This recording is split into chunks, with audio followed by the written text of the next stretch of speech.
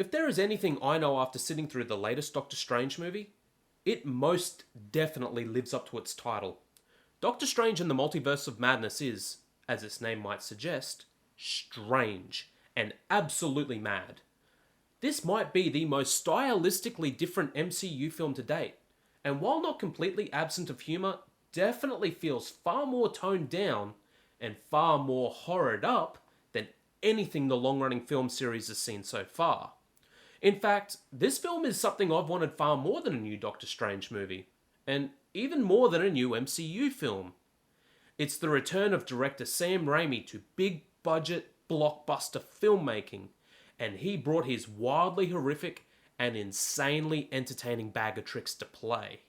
Sam Raimi puts his fingerprints all over this movie, giving it a weird, creepy vibe that sinks its teeth into some absolutely gnarly set pieces. And this is pretty evident from the very first frame. Make no mistake, this is a Sam Raimi movie. Blood, body horror, and all. There are scenes in this movie that push its rating to the absolute limit in ways I haven't seen in a very long time. If you thought Thanos losing his head in Endgame was shocking, you haven't seen anything. This film is spooky, it's weird, it's gross at times, and completely unsettling throughout. It really feels like an entry point for kids to experience horror, and it's fantastic watching Raimi play in this sandbox again.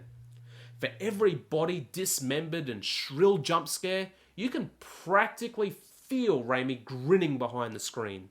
Some of the violence was downright shocking, to be honest, if only because of how unexpected it was.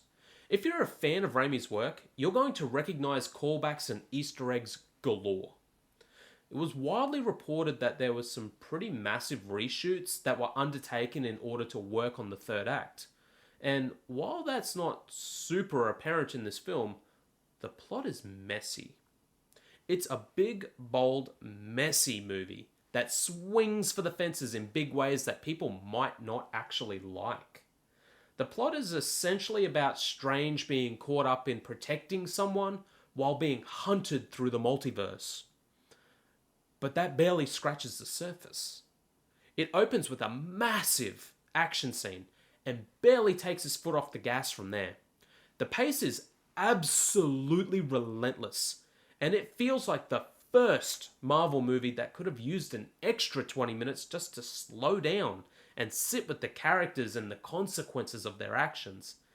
It's almost chaotic how much plot and action is thrown at the screen as we bounce through the multiverse, and it almost gleefully delights in how much it grinds up and mows down characters that we've become attached to.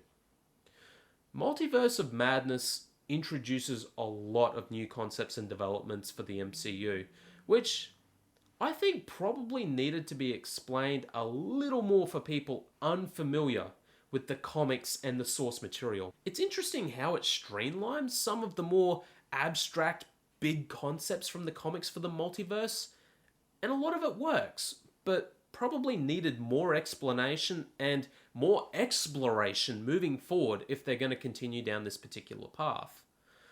There was even a particular phrase that was dropped a couple of times I won't repeat for spoilers, that is going to become very important as we build towards the next massive event in the Marvel Universe.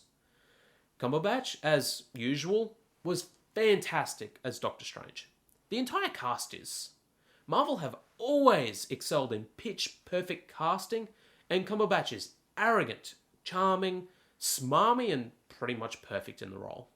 He also gets to play a lot of different versions of his character, which is very fun, with each variation being fairly distinct. Even though this is a Doctor Strange movie, it's also quite thoroughly a sequel to WandaVision, and Elizabeth Olsen's role has been massively downplayed, pretty deliberately by the trailers. The film is almost her movie, and Olsen chews up every single scene she's in, and every interaction she has throughout the entire film. She's fantastic. I also quite enjoyed Xochitl Gomez and her portrayal of America Chavez, even though it was a little bit different from the comics. It works well enough for her introduction here, but I'm really hoping we get to see some more of her powers moving forward, because they are visually dynamic and just look beautiful on the screen.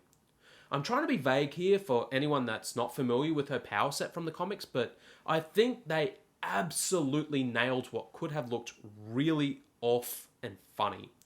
But instead, it was not only comics accurate, but just visually fun. Rachel McAdams is also pretty decent, but is still kind of wasted.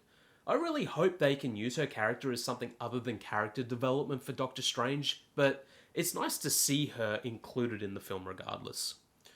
The big thing to avoid on the internet until you can see the film for yourself will be the massive cameo dump right in the middle of the movie.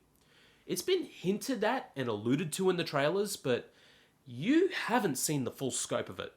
One of these actors had me extremely happy, and I think it will for a lot of people that have been fan casting this role as well. I don't think this is confirmation that the actor will be playing this character moving forward though. It is phenomenal casting. But this is the multiverse, so Marvel can cry cameo and recast it if they need to. We'll see how they handle that. I don't want to spoil all these cameos, but I don't think it works as well as Spider-Man No Way Home. There was some pretty heavy nostalgia baked into the very foundation of that film, and that's kind of missing here. It was very fun, for sure, but not as wild as some of the crazy internet theories out there had been predicting. I actually think the person having the most fun in the entire film isn't even in it. It's Danny Elfman, and his score is just... It's Danny Elfman. It's absolutely fantastic. It's a mix of his Spider-Man score, his Batman score. It's got some spookiness in there, and he mixes in some familiar chords of other characters who have recognizable character themes as well. There is one great set piece where the score becomes a part of the action, and it's genuinely, creatively unique. What's not to love? It's a reunion of Sam Rami and Danny Elfman. It's fun, it's campy, it's scary when it needs to be. It's bombastic and bonkers. I loved it. In fact, the only thing I didn't really love about the movie was some of the dialogue. The script gets a little groan-worthy at times, which I could write off, but it felt like the Marvel style of humour pulling back against the horror elements, and it didn't always work.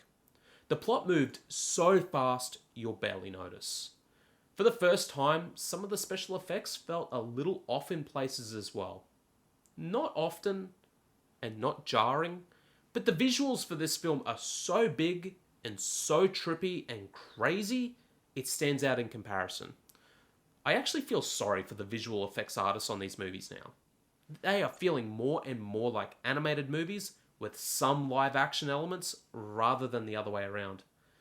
It's also now becoming more and more obvious that these movies are coming with homework.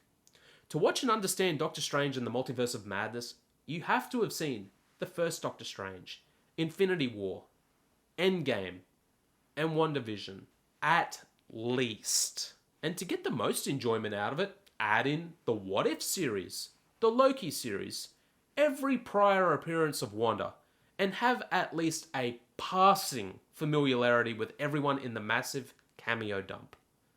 That's a lot of watching, and I'm wondering when it starts becoming a detriment to these movies.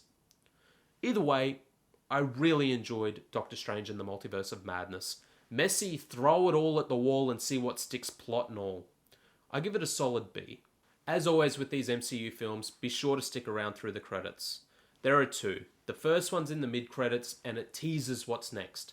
The second one, right at the end, is fun. It's sure to elicit a little laugh. Alright film fans, thanks for watching. Like and subscribe if you'd like to see more. I'm going to bed. Later days.